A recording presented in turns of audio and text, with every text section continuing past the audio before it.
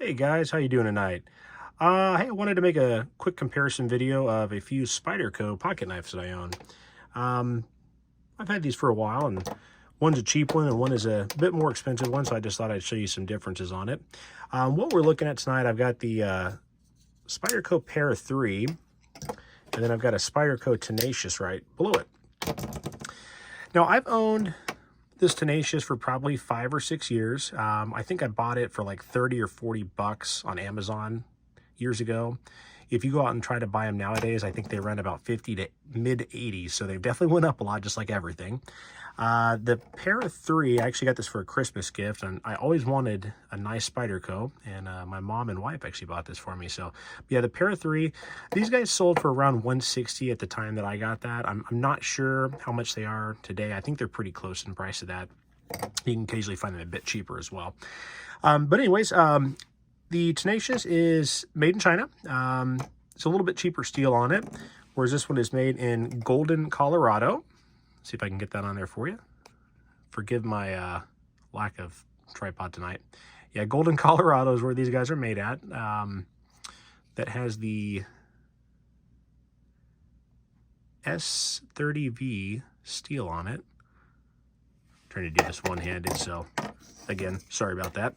And then on our Tenacious, we're looking at, it's 8CR13MOV is what they have on there. So I'm sure that Tenacious is a cheaper one. I honestly don't know much about steel types, so maybe somebody can enlighten me on that. But I would only guess that that Tenacious isn't the best.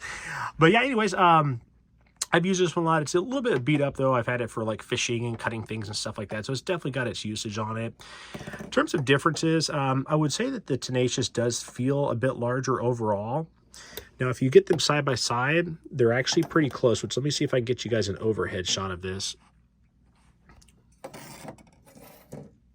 Yeah, so they're fairly close in size, but I would say I think it's due to the blade shape and the angle. The Tenacious feels quite a bit larger to me. Weight,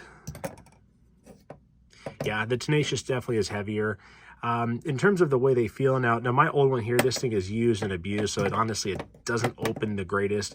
I could probably open it up and clean it out and maybe oil it up a little bit, but it's not as great. This one's very, very smooth. I haven't used this Para 3 extensively though. It's kind of sat in my safe, to be honest, because it's just a pretty one, and I've got some other knives I carry more. Like I've got an old Kershaw Blackout, and I've also got a Benchmade mini grip. I like that mini grip because it's so small and it fits in your pocket perfectly. But yeah, so in terms of the lock on that one, with the Para 3, the lock is on the back. So you simply just push that in, close it up. On your Tenacious, it's got it here in the handle, so push down on that and close that as well. As for opening them, most people with these, they're just going to kind of fling them open. The Tenacious is too old and crusty feeling to do that without probably slicing my finger, so I'll slide that one open. It doesn't open as well anymore. Trying to think what other difference is.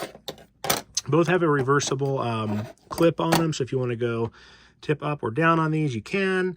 I've never actually changed it on the Tenacious. That's not my preference for carry, honestly, but I kind of like the way this one here would be better. In terms of the grip here, the Tenacious it looks like it has some texture.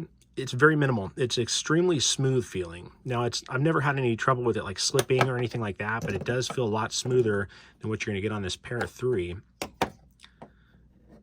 You can even hear the difference on that.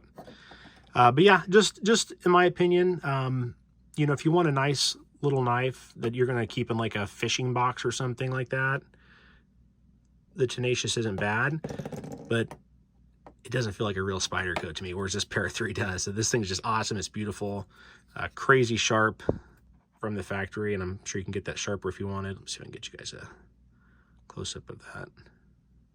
Yeah, you can kind of see it. Yeah, just a beautiful knife. I wouldn't mind having some more. I do have that Benchmade mini grip, which is I like it as well. The axis lock's super cool on it, but something about the Spydercos, I've always enjoyed them. So, but anyways, that's just a real quick video on it. Oh, one more thing. Let me show you this here. Yeah, my Tenacious, and this probably wasn't like that from the factory, but the blade is definitely a little crooked in here. You can see how it's not lined up super great. Pair 3 is a little off center, but much closer. You can see on there. So yeah, but anyways, hope you guys liked it. Just a quick little video showing you some of my pocket knives. Have a good one.